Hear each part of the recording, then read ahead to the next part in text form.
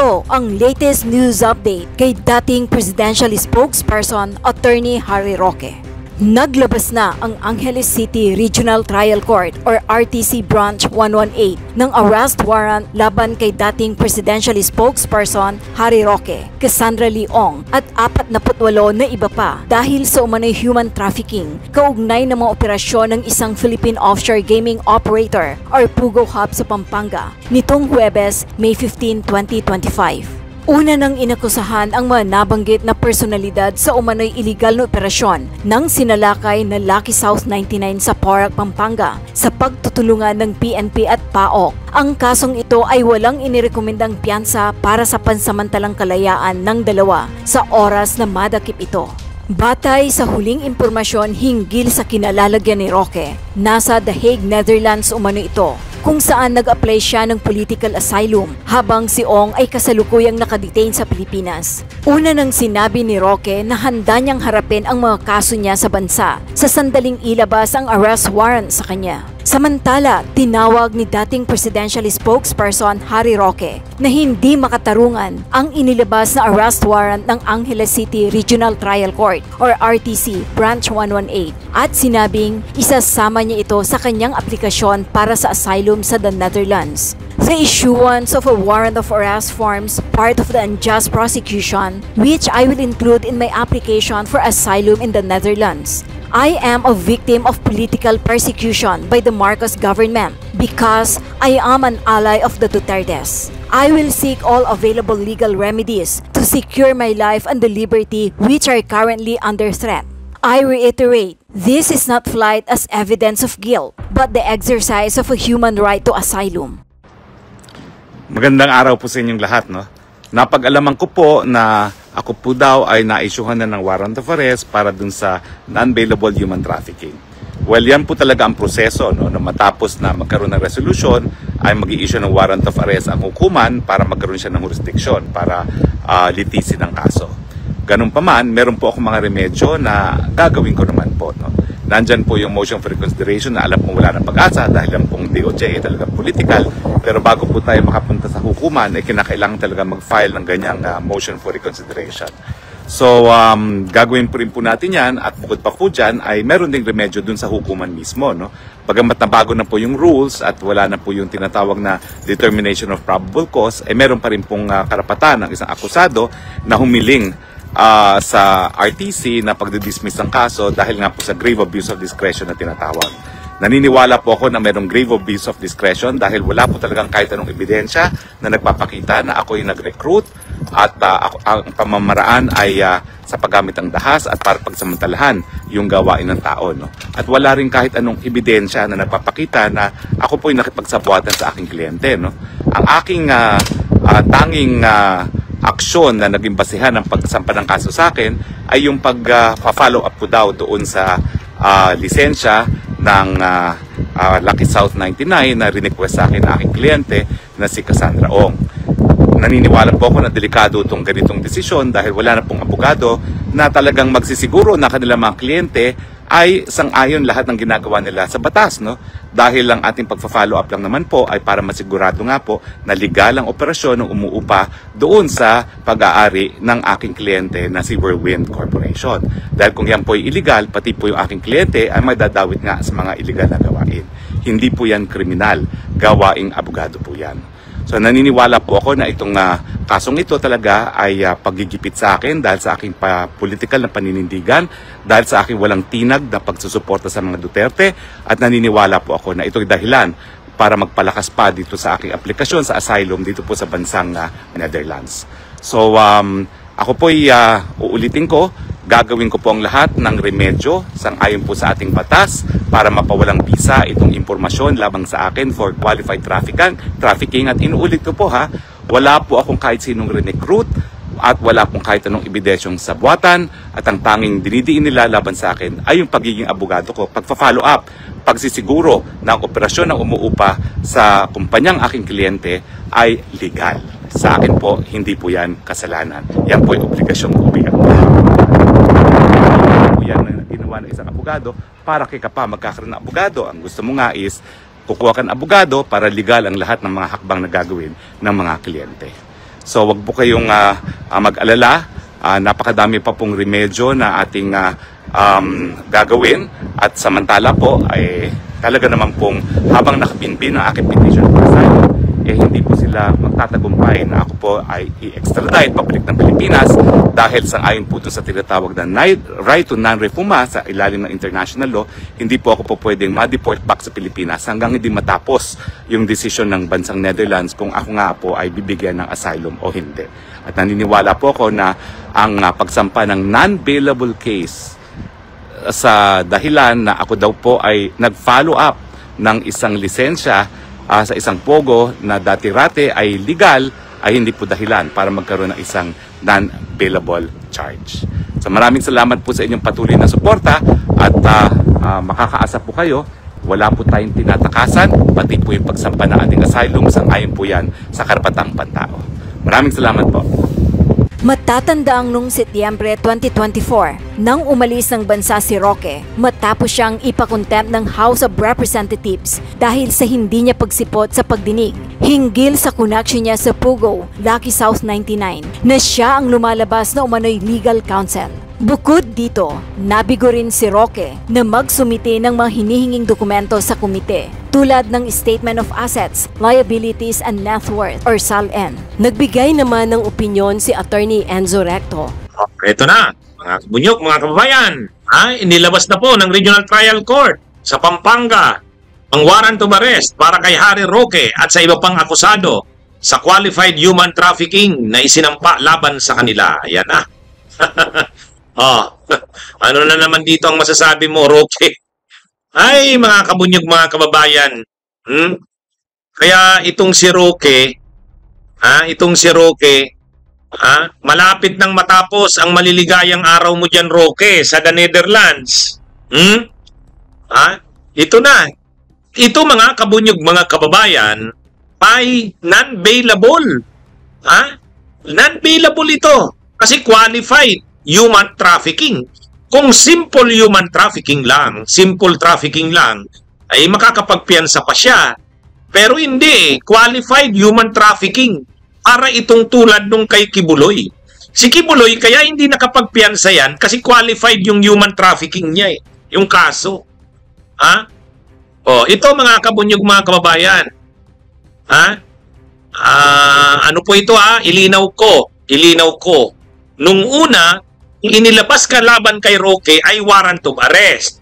Pero nung una, ang warrant of arrest ni Roque ay tungkol lang sa pagkakasite sa kanya in contempt. Yun ang unang warrant of arrest sa kanya. Pinapa-aresto siya ng kamera kasi hindi siya sumisipot sa pagdinig ng kamera. Hindi niya dinadala yung mga sa kanya, yung mga pinapadalang dokumento doon sa hearing ng Quadcom. Kaya sinite siya in contempt. Inisyuhan siya ng warrant of arrest.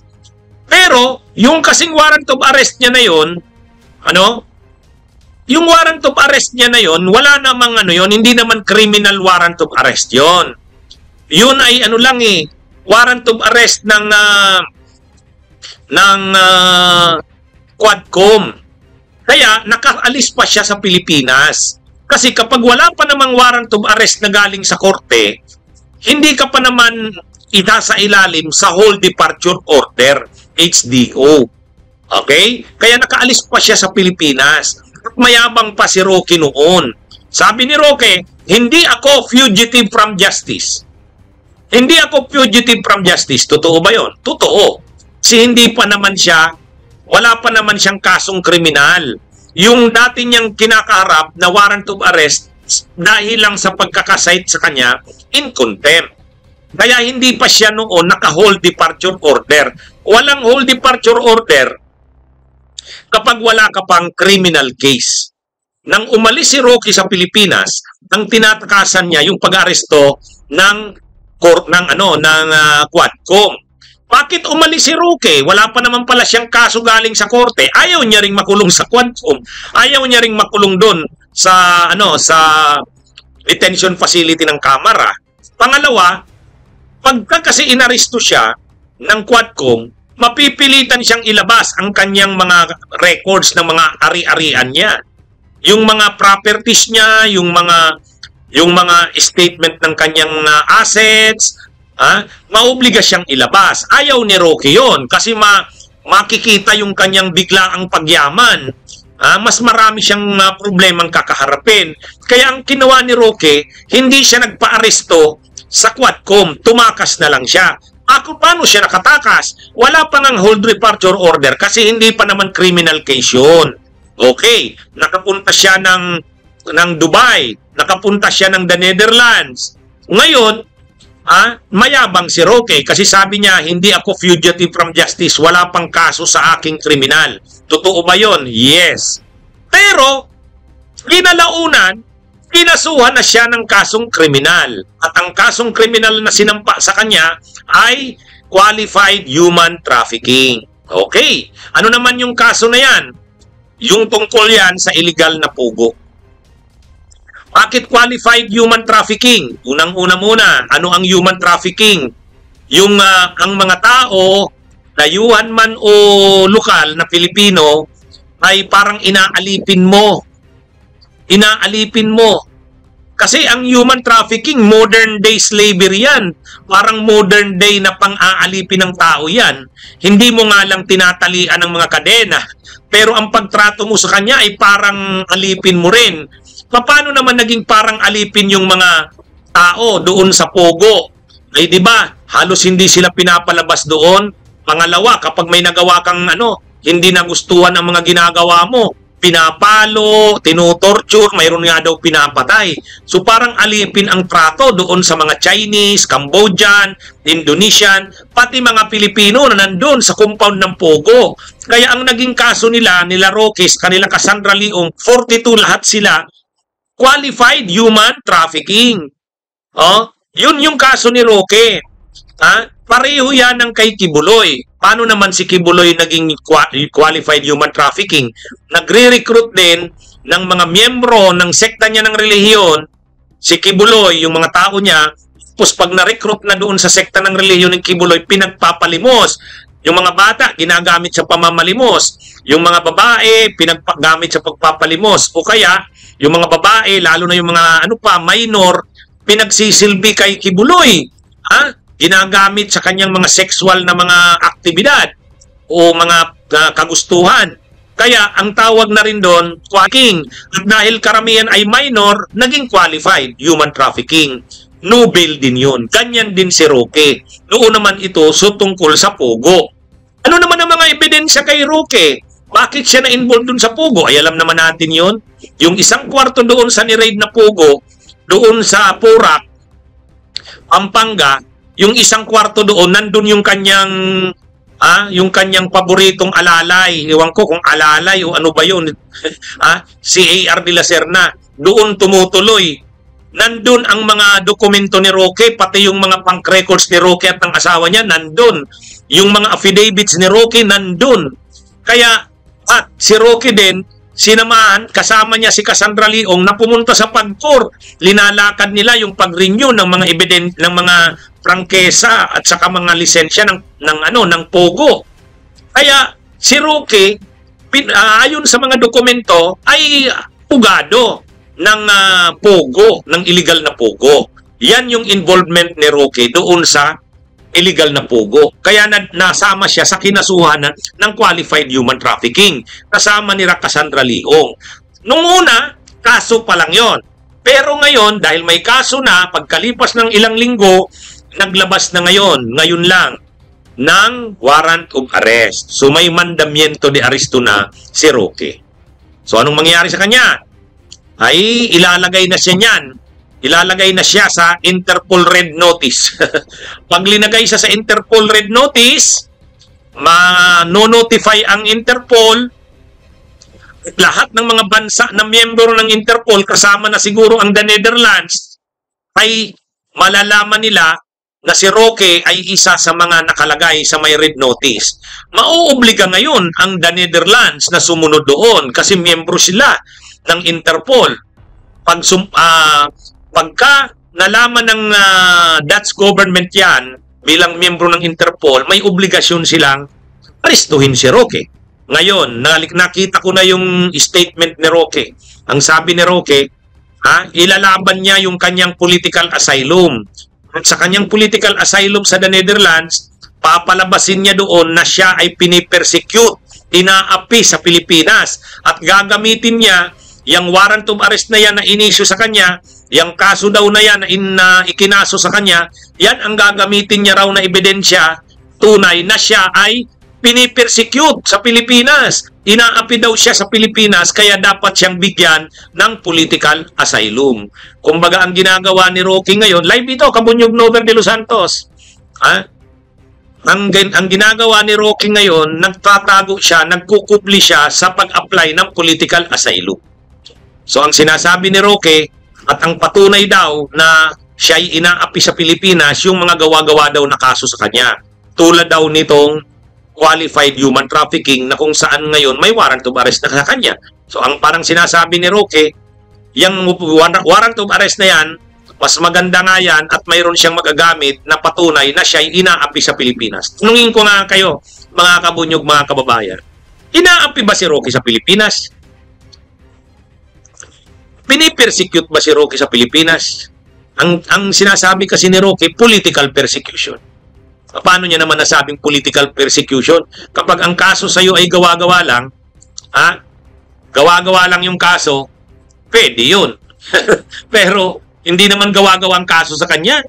Yung kaso naman yung qualified human trafficking ay may matibay na mga ebidensya. Paano niya naman nasabing gawa-gawa lang yung kaso?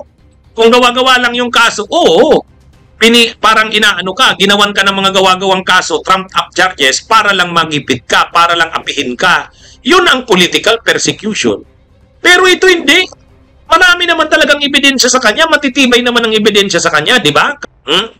Di ba? Oh, sabi ni Agustin Mondragon, hindi. Ibig sabihin, hindi political persecution ang ginagawa kay Roque. Oh, di ba mga kabunyog, mga kababayan? Itong si Harry Roque, ang pinapalabas niya na siya ay inaapi sa Pilipinas. Dahil daw sa kanyang pagkampi, pagtatanggol sa mga Duterte, kaya siya ngayon inaapi, pinag-iinitan. At ang isa daw sa sa kanya, pang-aapi, ay itong pagsampa sa kanya ng mga gawa-gawang kaso. At isa na dito ay itong ang qualified human trafficking. Ngayon, gawa-gawa lang ba yung kaso na yan? Pag sinabi mong gawa-gawa, ibig sabihin wala namang ebidensya sa iyo. Ay, ang daming ebidensya sa kanya at ang tibay ng ebidensya. Sus naman tong si Roque. Mga kabunyog, mga kababayan, paano niya naman nasabing gawa-gawa lang yung kaso sa kanya? Trump up charges yun. Ang daming ebidensya sa kanya eh.